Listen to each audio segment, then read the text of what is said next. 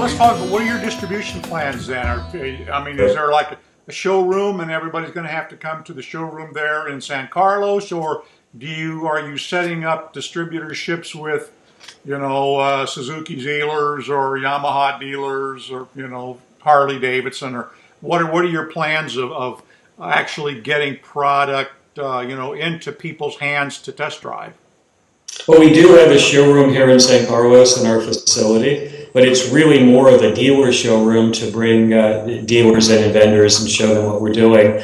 99% of the motorcycles sold in the U.S. are sold through independent dealerships. Right. So we have a program to roll that dealer network out. And it's typically thought of as the smile. So you come down the West Coast, through the South, and up the East Coast, and right. Then kind of fill it in through the center. Then eventually it gets to Omaha, the last stop on the market. Let's see, what else do we want to talk about here? So what are your plans with respect to, at one point I got to ride that scooter, and there was talk about doing that. When you came through after one of your race wins and stopped here at the house, you brought out an electric bicycle. So I know you kind of got an interest in those things. So any plans, or are those sort of shelved while you really focus on the electric motorcycle? Yeah, so I think you and I both agree that electric bicycles are very important for transportation in general as things move forward. The ability to combine public transportation with, electric human hybrid bikes is it's just a very, very good technology, and I think we both have a big belief in that. From where we are right now, building a world-class motorcycle is a big challenge, staying ahead of what everyone else is doing.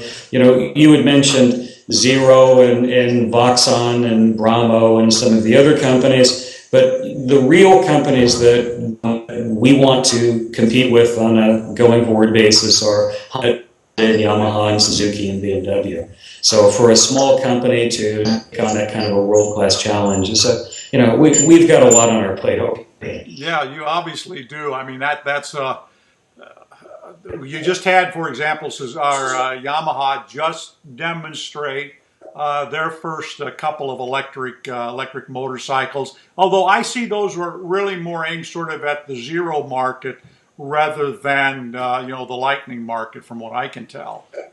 It's going to be very interesting going forward because one of our partners is Autodesk. And Autodesk now has made a whole series of tools where small companies can prototype and build and develop things at a speed that keeps pace with the creativity of the people that are involved. And even big companies like Honda, who have huge resources, are still limited by the bureaucracy internally, the creativity of the people that are really leading the push. Right. And internal combustion engines have been a barrier to entry in transportation, and it's a very complicated thing to engineer on a world-class level.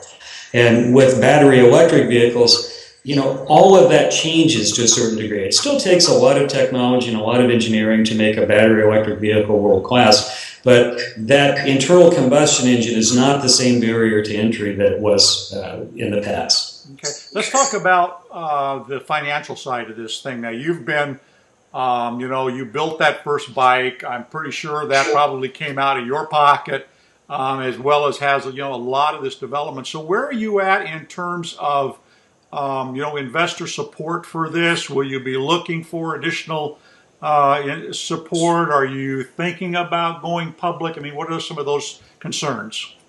Well, going public is always of an interest, but I think that's for a much later date, for when we reach a different level of maturity. Currently, we have one former VC on our board who has made an investment. We have a group of engineers who've done a lot of work over the last few years for a stake in the company. I'm still the major shareholder. We have conversations going on with some existing motorcycle companies about a potential merger. We have conversations going on with additional investors. So as we go forward in the next year, raising more capital and scaling is going to be very important. Okay.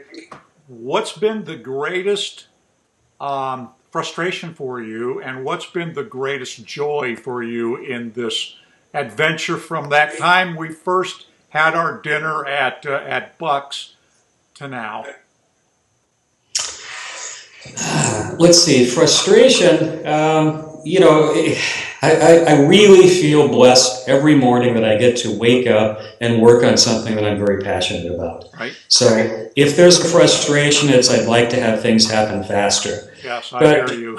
But it takes a certain amount of time for our technology to be tested, for the industry to mature. There have been a lot of companies who've spent a lot of money on this space that will probably not see a full recovery of that money, or maybe for some time. So in this case, I think rushing into the market before it was a little more mature was a very expensive thing to do. So our advisors have said, stay back, develop the technology, be ready when you launch.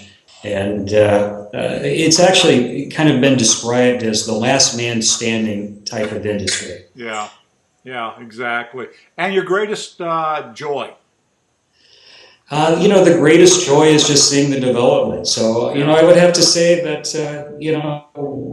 the pinnacles have been seeing the technology go from a point, when I met you in Woodside on the converted Yamaha with the AC motor and lithium batteries, at that point when we talked to people about building lithium battery motorcycles, the concept was it was a golf cart with two wheels. Right. It just wasn't interesting to motorcyclists. Yeah. And now when we go out and we talk to people about electric motorcycles, they say, wow, I've heard those things are really fast. I've heard that they have instant torque and the acceleration's tremendous. Did you hear one Pikes Peak?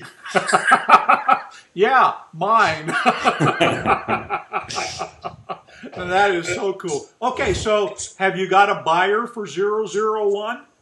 We do, yeah. We have some sales, and we're finishing the bikes and doing the testing, and we'll begin delivering in the first quarter of 2014. Okay, so what's your capacity at this point? Well, the capacity, exceeds the demand at this point. So, to build a couple hundred bikes a day is something very easy. A couple hundred bikes a year, rather. Right. It's something very easy to do out of our existing facility.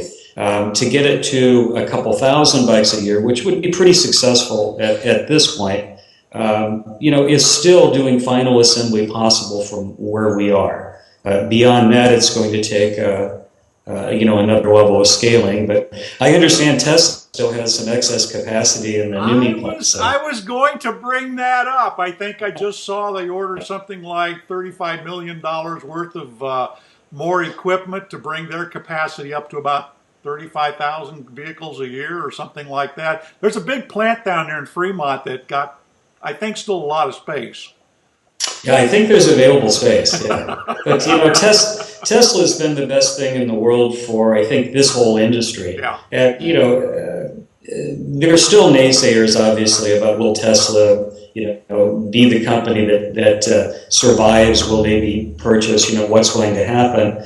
But they've shown that there's an industry here. They show that the technology is viable, that it's something that is aspirational, not just viable. And showed that it can be scaled and be profitable. So they've done a lot for everyone. That's great, Richard. Thank you so much for taking the time, and again, congratulations on getting to the point that you have. I know it has not been easy. Yeah, nothing worthwhile is easy, right? Yep, absolutely. All right, good. Well, thank you so much, and let's touch base again. When you think it's appropriate.